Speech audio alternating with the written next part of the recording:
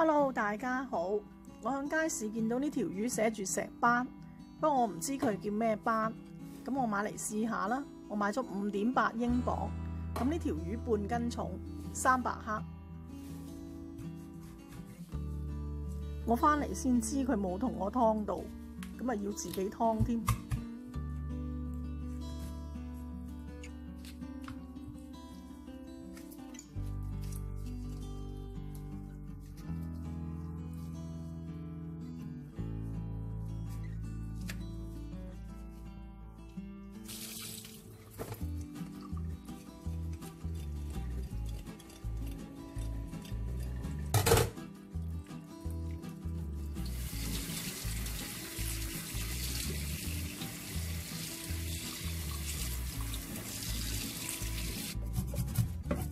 我平時少劏魚啊，咁應該咧就打咗啲魚鱗先劏嘅。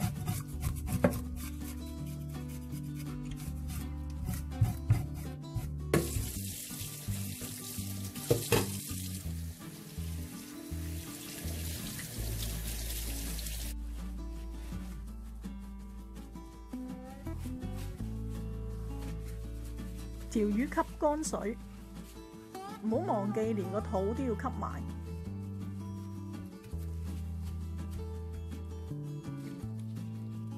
俾啲葱響碟底，晾起條魚，咁樣應該打橫放會好啲嘅。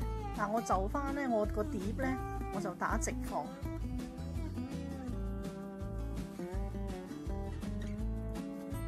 有啲人咧會放對筷子響個魚嘅底下邊，咁令蒸魚嘅時候更加透氣。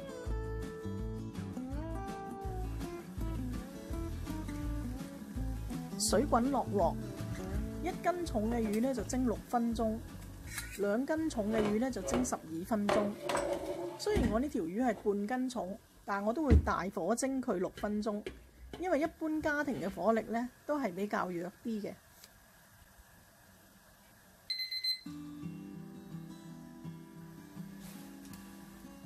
我就大火蒸咗佢6分鐘。咁如果你真係驚佢熟唔透咧，你可以熄火焗佢1分鐘。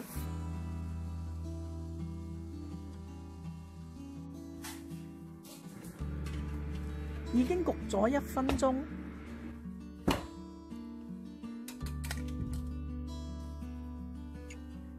我老公要啲魚汁撈飯，